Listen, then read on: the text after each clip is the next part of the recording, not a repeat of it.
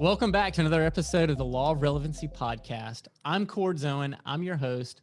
I'm the president of Bake More Pies, a full-service marketing and advertising agency here in Tampa. And today I'm joined by Jeff Gigante, a serial entrepreneur and very successful restaurateur, as well as many other things here in Tampa and around Florida. Jeff, glad to have you Hey, on. Cords, thanks so much for having me, man. I'm psyched to be on this podcast. I've been watching it.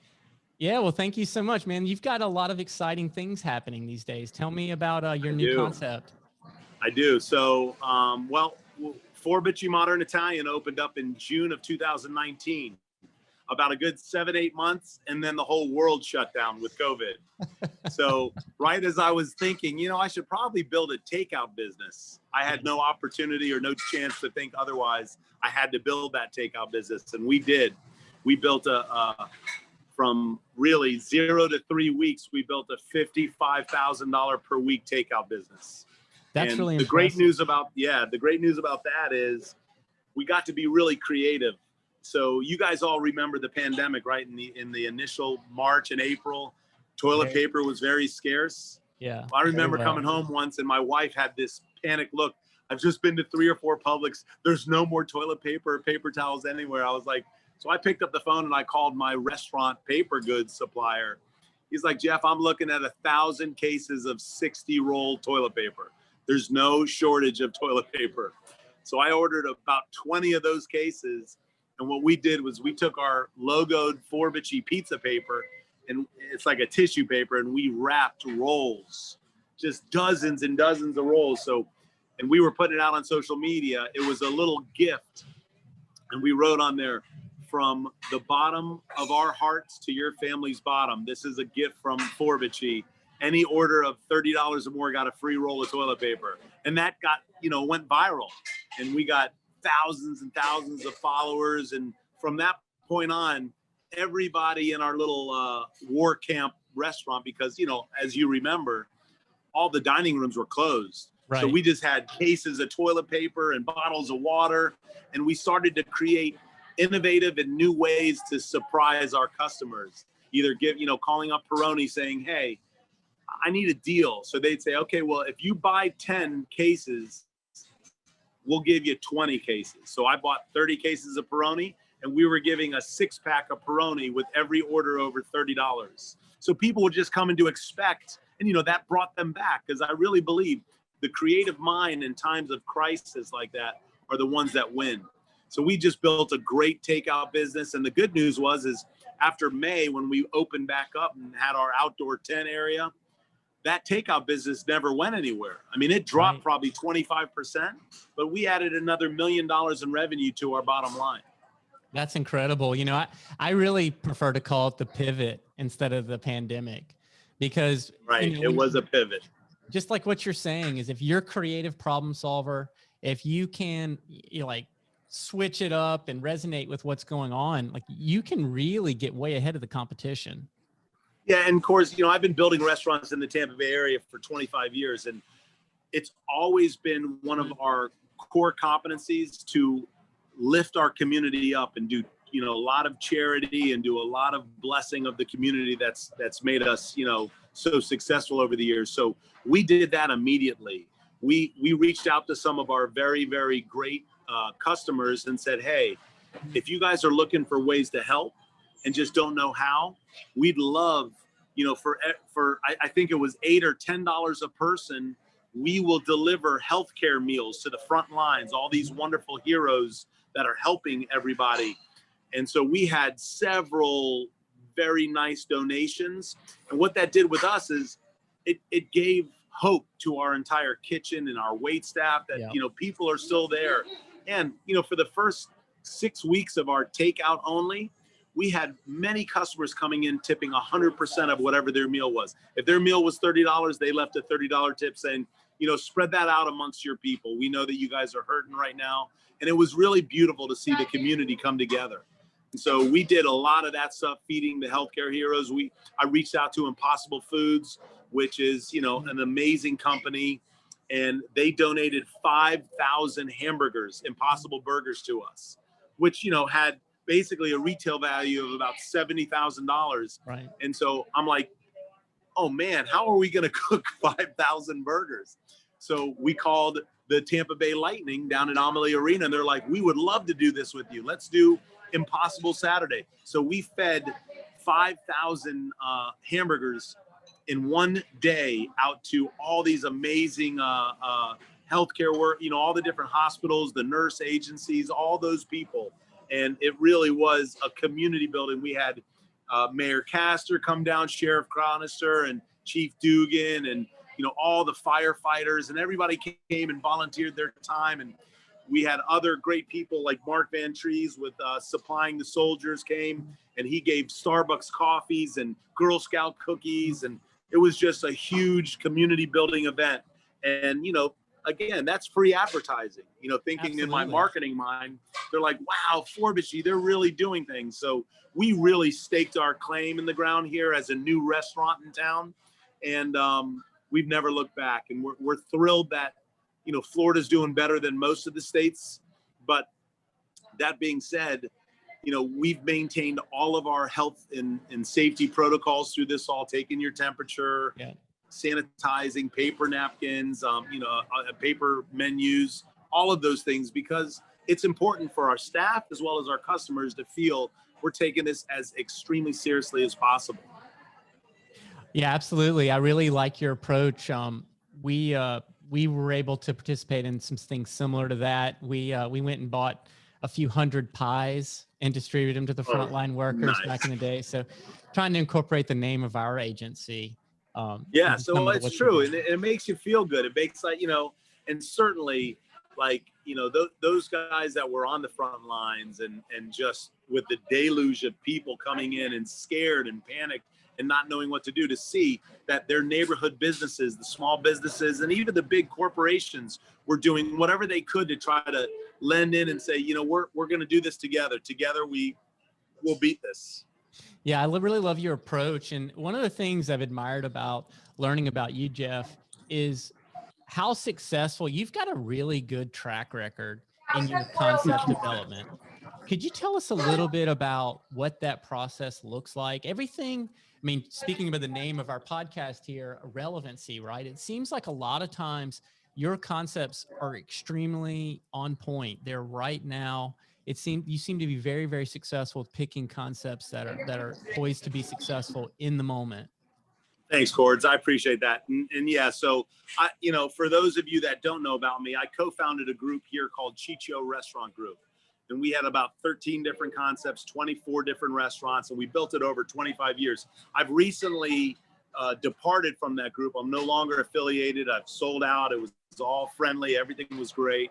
I wish them the best, but I wanted to kind of focus on what my passion was, which was full service concepts and experiential dining. They were going more of the grab and go, take out places, which is great. But again, when you're doing things for passion and for purpose, you want to do things that really inspire you. So full service experiential dining inspires me. And how we've been successful creating concepts over the years is we've always traveled a lot. We would go to Chicago, we'd go to California, LA, Venice, Santa Barbara, San Francisco, New York, all these different towns, and just kind of keep our eye on where food was going. And we would come back and look at our culinary landscape and see what was missing. And so that's really the formula, is to try to stay ahead of the curve and give people kind of that wink and a smile with our new concepts that we were creating. We were the original Roman style pizza. That's what Forbici is known for, is our Roman style 72-hour fermented dough. Wow. It's unbelievable. It's thick. It looks like the Sicilian, the thick one, but it's light as air. Big pockets and pillows of air in there. And so we created that with a full modern Italian dining room. We do unbelievable steak, veal, fish, shellfish, really great salads, great pastas. And, we call it modern Italian, but if you plopped us right in the middle of Florence, they'd say, hey, we've been eating like this for thousands of years. It's not really modern. It's old, close to the ground. Our product is as fresh as possible. We use mostly locally sourced proteins and seafood and produce. and we just want the food to be as fresh as possible. Well, Jeff, you just became our official catering company here Let's go. for all Let of me our know what events you here at need the and what office. time. We'll bring it right over. That sounds delicious. I'm going to order a lot of these Italian pies. Awesome. One of the things you just mentioned was about how you were inspired by the full service concept. Yes. When you're developing that concept and you're in it, I know that you're in your business, working your business.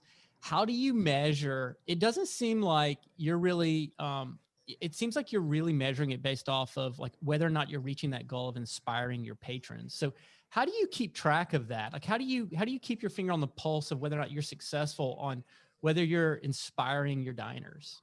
Well, Cords, it starts with building a small spark of culture and cultivating that culture until a burning blaze and, eventually a forest fire all around you. And you do that by hand selecting your people. And, like I said, I've never hired a career dishwasher in my life. I want that dishwasher to want to become, a prep, to want to become a sous, to want to become a chef, an owner, a partner. We want people always looking up, gentle. So we hire every month. We do a hiring campaign because I want that constant gentle pressure up. And when people buy into this culture, Cords, they really believe. I tell everybody, my job as the leader of our restaurant group is for the taking, but you got to come it. You got to come and bring everything that you have to take it because, like I said, we out care everybody. So that care and concern culture that we build of hospitality, our motto in our restaurant group is every friend was once a stranger. What better business in the world can you bring people together, especially in times like this, right, where you can give them some nice meatballs or some nice mussels and they sit together, they get up, they accidentally bump into a guy. Hey, you look familiar. What's your name? I'm Joe. Oh, we met that one time, and all of a sudden they're chatting up and creating new relationships. So that's what that's the culture of our hospitality. And how we measure that on an outside way is, just like the nuts and bolts of marketing, I'm sure we have our social media teams and our marketing constantly observing all of the review platforms. And not that we're going inside the restaurant asking them, but when we're getting great compliments, we always say, well, we'd love for you to leave that on Google, Yelp, or TripAdvisor. And then we monitor all of those. Open Table's a great platform. And those reviews, we respond to the good ones as well as the not so good ones. And the not so good ones, we reach out and say, hey, we're really aiming to give you a first-class experience. We want the 5-star treatment for you, and we'd love to give you that opportunity to come on back in on us, and we're going to give you that how we missed it. And again, every review for us is relevant, and it's their opinion, and it's whether the music was too loud, to the meatballs weren't as hot as they normally are. We're always looking to improve upon that, and that's why we enjoy. Out of 5 stars on Open Table, we're a 4.8, one of the few restaurants in town. On Google, we're a little bit higher. Yelp, we're working on our Yelp, and again, these review sites aren't foolproof. I can tell you what competitor is leaving fake reviews on our restaurants. And again, like I said, it's just part of the business that's not so pretty, but we deal with it. And as I said, I think that across the board, all of the reviews that we've had, we have about 2,000 reviews. Wow. Well, since we've been open, we've served a little over 200,000 customers. So if you think about that, it's about 1% of people that dine with us leave reviews. But that plays a big part into those people when they're new in town, they're looking for Italian, we come up and they start reading the reviews. It's important. So we treat every review as if it's our only review. Yeah. And actually you could argue that it's even more than 1% because I bet you some of those 200,000 people came back. Yeah. Oh, sure. Absolutely. Yeah. I love how you pulled in the analytics of it. A lot of times one of the things we do is we measure sentiment analysis. There's automated tools we can use to measure the entire landscape of social media and all the conversations happening about your brand. And it sounds to me like what you just said, like those reviews are actually real, authentic reviews. And that's a very Yeah. impressive star rating of 4.9. That's really, really good. Kudos to you Yes. guys. So one of the things that that I think that I've been impressed about the work that you've been involved with, you mentioned every friend was once a stranger, and how it's a business that you really love to be in. How do you've been really successful about choosing your partners. Yeah. Sounds like you've got some great partners in your new concept. How do you go about choosing your partners that you're going to do business with? Well, I heard growing up all the time, I was one of those kids that was extremely curious all the time. So whenever I was in and around people that had success, I was the kid sitting down saying, "Can I ask you a few questions?" And the questions were just that. Like, when did you feel like you wanted to quit? When were things so hard? What was the turning point? And a big one was partners. And what do you look for in a partner? And the common denominator of all those successful people that I queried was this. They looked at themselves and their own strengths and weaknesses, and they would fill in their weaknesses with their partner's strengths. So where they were weak, their partners had to be strong. And where maybe the partners weren't so strong, they were extremely strong. And so, outside of my first partnership, which was a complete disaster, which was the biggest life lesson for me, I made sure to correct that and go with a partner who, because again, my partner in CRG was a guy by the name of Jimmy Lanza, brilliant business guy. And at the time, he had 5 of the hottest restaurants in New York City. Came from a strong family. His father was an amazing entrepreneur and businessman, an icon of industry. So they had money. I was a discount lunch kid, grew up with single mom, high school educated, worked her butt off, but we never really had money. So I needed to have somebody with financial backing.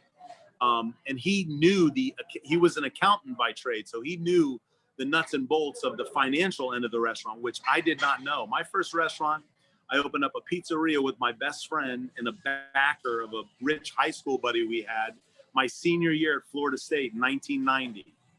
We opened up Gigante Brothers Pizza, 222 BROS. I'm going to show you. See that? Yep. So that's me making pizza right there. My partners. But we didn't know what the heck we were doing. And, that was on pure adrenaline and gumption and pure energy. That said, that restaurant didn't last more than 18 months. And I'd moved to New York to be an actor, and I was hoping that they were supposed to send me a $500 a month check so I didn't have to kill myself in New York. Well, I got 2 checks. After that, bounced, and before you knew it, they would close up the business. So those were bad partners. And when I say bad partners, they're great guys. They've all gone on to have success, but I was kind of the glue that kept that place together while I was there in the initial months we were opening. When I left, there was no one to rally the troops. Yeah. So I realized I needed to be with somebody with more experience on the back end, because we were, just doing everything by the seat of our pants. And that was no way to build a successful foundation of a business. So me being bit, with that, I was bit with the hospitality bug. We made unbelievable food. We had unbelievable hospitality, great delivery, but we didn't have any financial backing or any foundation in the back of the house that was critical to keep a business operating. So I wanted to right those wrongs with my next partner, which was the Lanza family. And I did that. They were great in that term. And we built restaurants for, over 2 decades. And it was great. And again, at that time, he had 2 very young boys. Well, they've grown up into men that are actually running the company and doing a great job. But, that dream of Jim and I, when we opened up that one restaurant, and then we ended up growing more and more, the dream became not just my dream anymore. And in fact, that wasn't my passion to, I ended up in an actual office building looking at a computer screen. And so it didn't make me very happy. So I changed that. Yeah, well, Jeff, I feel like I can feel while you were successful when you were in the restaurant before you went to New York. you've got a crazy infectious enthusiasm that I just absolutely love. And I'm sure your teammates just love working around you because I bet it's a lot of fun. It is. We have so much fun. And, when the work that you do is so much fun, it's not work. You know what I mean? So I appreciate that compliment, but I do. I feel I've never been more excited, my 30th year in this business, to be building all these new amazing brands that we're going to be unloading on the Tampa Bay culinary landscape. That's awesome. Yeah, it seems like Tampa's a great spot for restaurateurs. Seems like a Well, lot great of spot great for concepts. everybody. Have you Yeah. just read the news? We're open for business. We've got a strong, aggressive governor, and he believes in small business, and we can't let our businesses die on a vine like they are in many other metropolitan cities throughout the country, sadly. Yeah, it's a great place for a lot of other things. I understand you like scuba diving, fishing. Is that I do. correct? I love, yeah. Yeah. My son and I, so he wanted to get certified since 8 years old. He's been talking about it. So I said, okay, well, let's wait till you're 10. And my wife's like, 10's young. So we waited till he was 12. And on his 12th birthday, he's like, Dad, I really want to get certified. So because I got certified in 1984. So I'm pretty sure some stuff has changed since then. So I was like, you and I are both going to take this class. And we did it. Now, we haven't dove nearly as much as I'd like to, but, because the whole pandemic came on. But, just taking that class with him and, he's a science and math kid. So he understood all of the laws. And, when we're on a boat getting ready to dive, he's the one helping me with my gear. How old is he now, it's Jeff? been good. He's 13 now.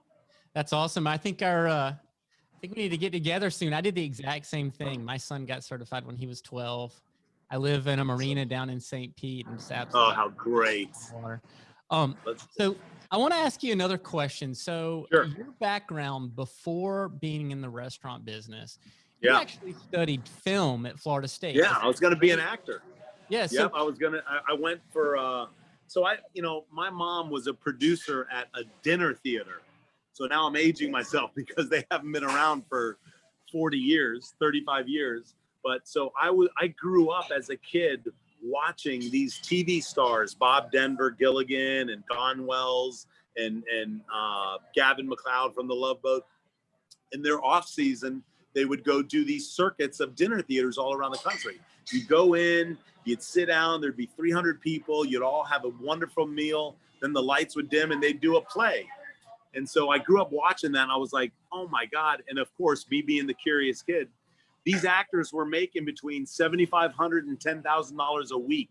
Wow. So at that time, this is in the 70s, I was like, I want to do that. That sounds like a lot of money. And so my mom got me into that, and I acted all through grade school and doing commercials and in high school. And then I went and I met Burt Reynolds at Florida State, and he was doing the Burt Reynolds Institute for Theater Training down in Jupiter, first year ever. So there was thousands of people auditioned, and I was one of 5 guys and 5 girls that got chosen for that inaugural year. So we worked with Burt and all of his celebrity friends and had a real intensive master program down there in Jupiter, and we ran his dinner theater.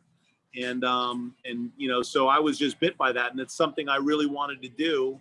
And so that's why I thought it'd be great my senior year. I'll open up this business. It'll be able to pay for my rent and stuff so I can audition and not have to work so hard to pay my living expenses. Well, you heard earlier how that all worked out.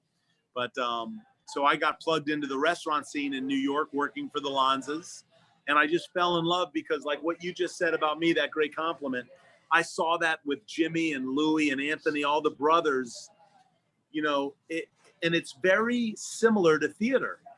The lights, everyone's up, everyone comes in, they get ready, they set the dining room, then the lights go down, the music goes up, all the customers come in, and you entertain for that entire 8-hour period.